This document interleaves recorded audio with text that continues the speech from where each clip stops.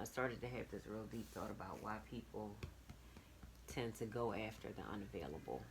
And a lot of people may feel like, based on their human experience, they feel like they're owed this opportunity of wellness, right? Especially in relationships.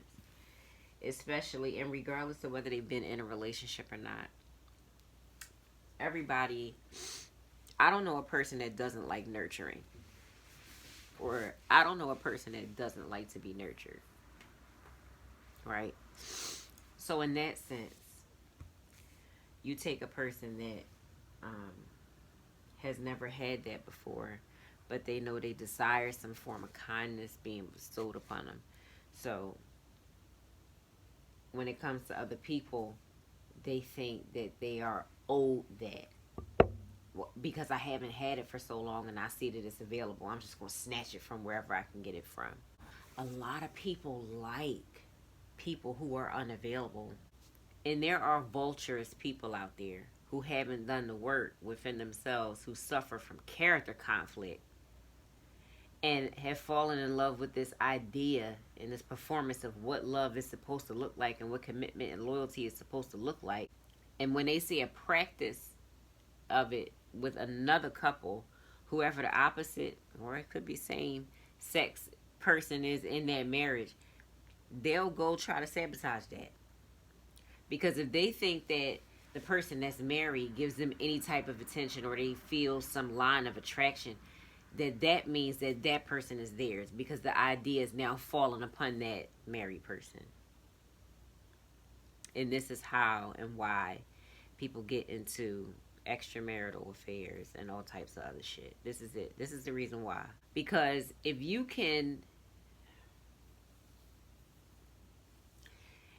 understood that the relationship is the freedom, right? The relationship with yourself is the freedom.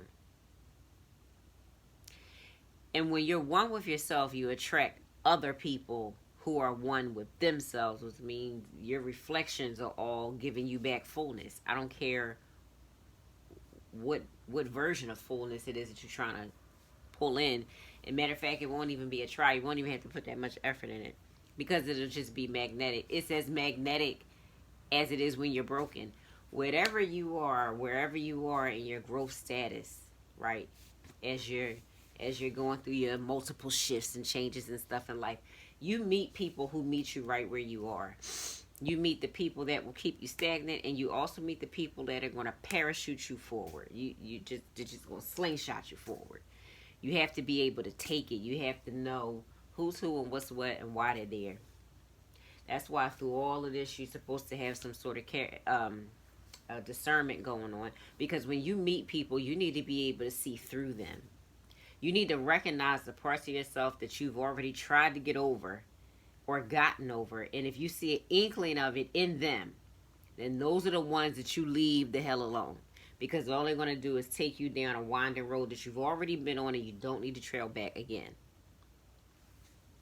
The other thing about people with vulturous mentalities is, whether they realize this or not, they are always on a prowl for a person that's committed also, because they don't want to do the work.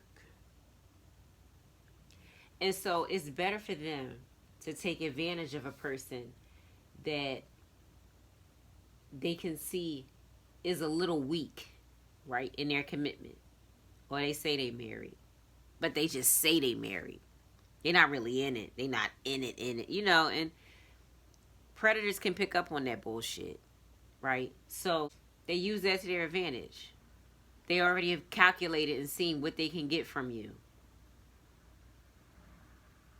And if you let yourself get slowed down enough, you'll fall right into their hands. It's bullshit.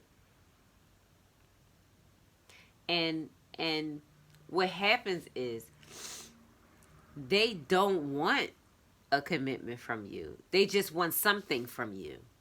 And most of the time it's just fucking. I mean, what's a vulture going to... Vultures don't hover over their prey to sing to them. They eat their asses alive. And that's exactly what the vulture's personality does. It doesn't give a fuck what it infiltrates. It doesn't give a shit what relationship it goes into and ruins, as long as it feeds off of it. What am I talking about? What it sound like the fuck I'm talking about? It sound like I'm talking about vultures. It sound like I'm talking about narcissistic people, don't it? Oh, well, hey, there's an animal to match that. There's an animal told him to match that whack-ass personality. It's terrible. All to fill a empty space because they feel entitled to be able to, and you know, to be honest with you, free will is free will, right? But integrity goes a long way. So if you're practicing something and you're being open and honest about it, and you're putting your mind in the right space to practice it, I don't care what it is. It could be a closed relationship. It could be an open relationship. It could be a marriage. It could be dating with the intent to not commit. It could be dating with the intent to commit, to find a committed partner. Whatever you do, when it's done with integrity, you can't listen. If you date a person that's out here throwing their dick in anything, I'm a female, so that's what I'm going to say. They throwing their dick in anything. But they tell you that they're throwing their dick. Because there's some out here that will tell you, you are not the only one, ma'am. I'm seeing other people. Listen, I'm living my best life right now. Like, they're out there. They will tell you. I have much more respect for them because at least they'll tell you. It's the ones that don't tell you and lead you into thinking that this is just exclusive.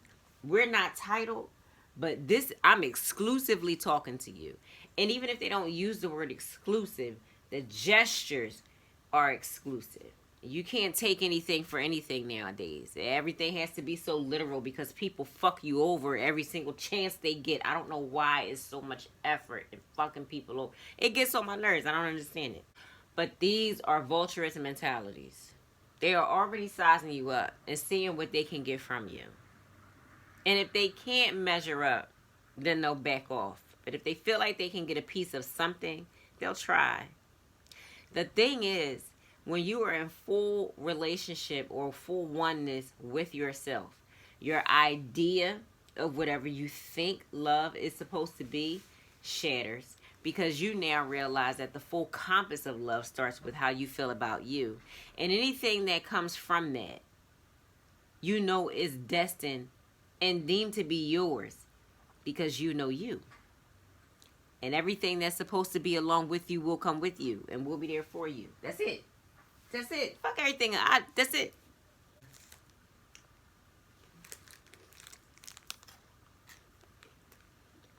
In 3 weeks, I think I've eaten 22 packs of these.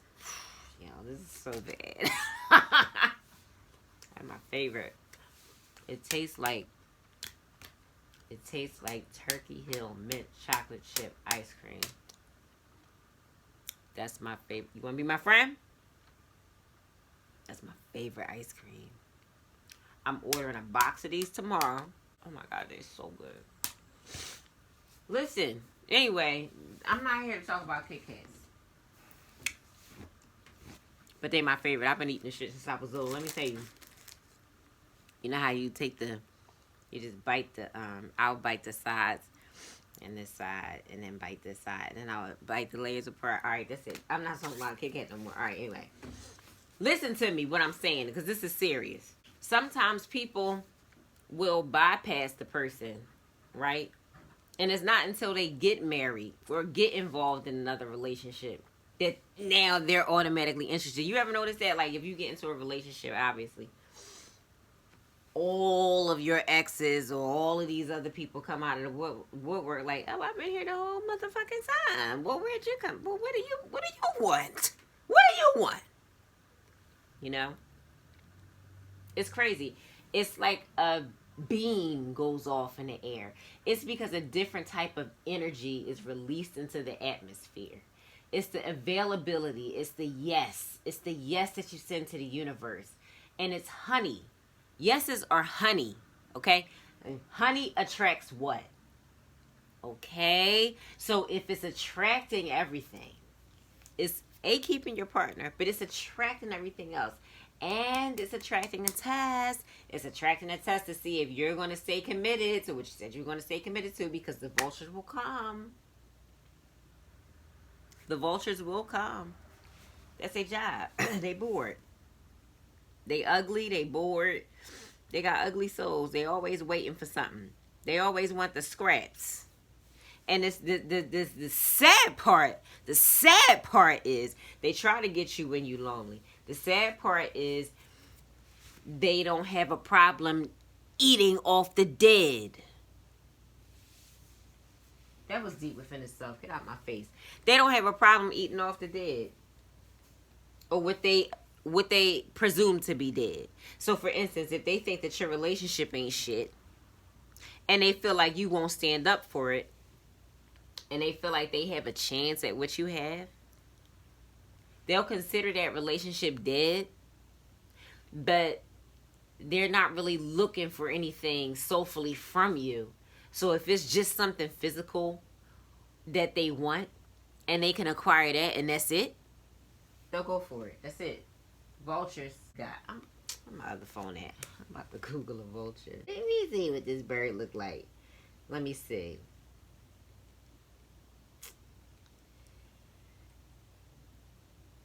Come on. Look at this thing. It just looked like... It looked like... This thing is ugly. This looked like... You're like a dickhead. Look at this. Look at the bird. It looked like somebody ripped the skin off and it was a nail up top. And it has eyes. And that's the pubic. That's the pubes. Right? I don't know if I can make it bigger. Can I? Let me see. Oh, come on. Oh, there you go. All right. Why am I doing this? See? Ugly. Ew, can you see? My ring light flashing back is in the way. All right. So these are the pubes. And this is where they pulled the skin back. His eyes. And this is the killer right here. This is the thing. Ew. Oh, it's ugly. Ew. Anyway, you get the point I'm trying to make. Stay away from vultures. Fuck them all. And you know, they don't always look that ugly in person. That's the worst part. The worst part is that they're buried under these really, really pretty canvases. Oh, they're so pretty. They're so pretty. You know a person that's a vulture because they be exhausting as shit when you around them. You can't take them. Oh my God. It takes so much. Oh my God. It takes so much. They come in so many different forms. You have to be able to use your discernment. And I'm telling you because I know that shit. I'm telling you because I know what I'm talking about. I ain't telling you this shit for nothing. And you already know what I'm talking about. Maybe you needed to hear me say it. Maybe you needed somebody close to you to say it. You needed to hear from somebody else's mouth. These people with these affinity, they always want to jump into relationships with other people that's already involved because they don't have no responsibility to them. Oh, well, she ain't coming to me for money. Oh, well, she ain't coming to me to get her nails done. Oh, well, she ain't coming to me for no emotional support. All we doing is going out and fucking every now and then. Oh, I don't need to. And that, you know what I mean? Like that's a nasty personality to have. And it's all because of their own losses. It's not because of anything that you did. So they know how to play the game and talk the talk, walk the walk, whatever. Say whatever it is that they need to say to you to get you all convinced. And then sit there and have you holding your hand in your ass. And then you trying to decide what time you need to throw somebody off to Ben Franklin. It's nuts. Why would you even go through all of that?